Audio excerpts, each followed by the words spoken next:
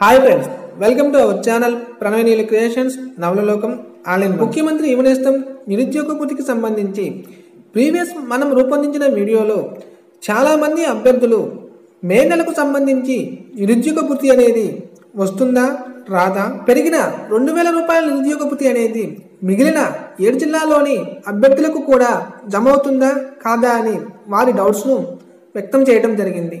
మీ డౌట్స్ను clarify చేయడానికి ఈ వీడియోని రూపొందిస్తున్నాము.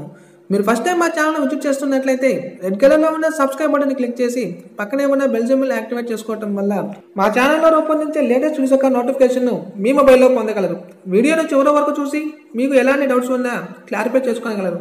ముఖ్యమంత్రి యువనేస్తం నిరుద్యోగ భృతికి సంబంధించి మే నెల నిరుద్యోగ భృతి అనేది 13 జిల్లాల్లోని ప్రతి ఒక్కరికి అందుతుంది.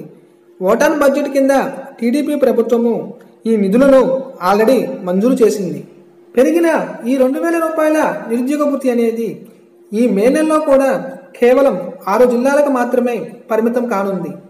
మిగిలిన 7 జిల్లాలు అయిన గుంటూరు, కృష్ణా, ఉభయ గోదావరి, శ్రీకాకుళం, విజయనగరం జిల్లాలకు ఈ మంత్ కూడా 1000 రూపాయల అమౌంటే జమ కానుంది.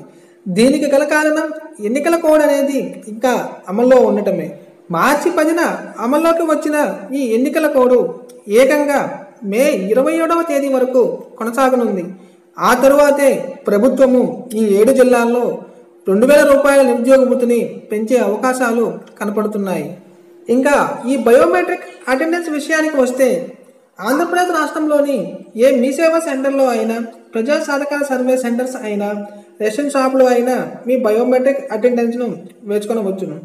ఈ బయోమెట్రిక్ అటెండెన్స్ను ఏప్రిల్ నెల 26వ తేదీ నుంచి 30వ తేదీ లోపల బయోమెట్రిక్ అటెండెన్స్ వేయటం వల్ల మే 1-2 తేదీల్లో మీ అకౌంట్లో మనీ అనేది జమ కావడం జరుగుతుంది. ఈ నిరుద్యోగ భృతికి ఇంకా అప్లై చేసుకునే అభ్యర్థులు ఉంటే ఏప్రిల్ నెల 25వ తేదీ లోపల అప్లై చేసుకునవచ్చు. ఇలాంటి మరిన్ని లేటెస్ట్ ఇన్ఫర్మేషన్ కోసం మా ఛానల్ని సబ్స్క్రైబ్ చేసుకోండి, లైక్ చేయండి, షేర్ చేయండి. Thank you.